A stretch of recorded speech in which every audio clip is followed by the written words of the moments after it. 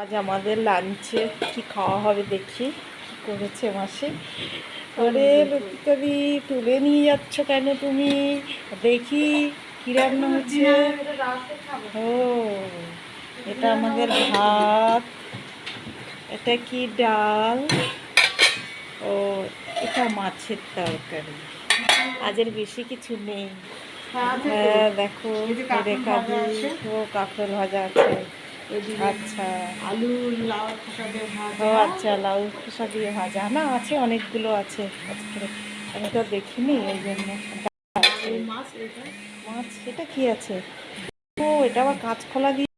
ও মাগুর মাছ আলু হ্যাঁ, দিয়ে ঝোল। কি করছো তুমি, শুক্তো বলেছো? তো শুক্তো বলেছি, শুক্তো এতগুলো খাওয়ার আজকে। ওরে বাবা, রেখাদি চলে যাচ্ছ, যাও, আমরা খেতে বসি এবারে। খাই কমেন্ট করে জানাবে। আপনারা কি কি খাচ্ছেন কমেন্ট করে জানাবেন।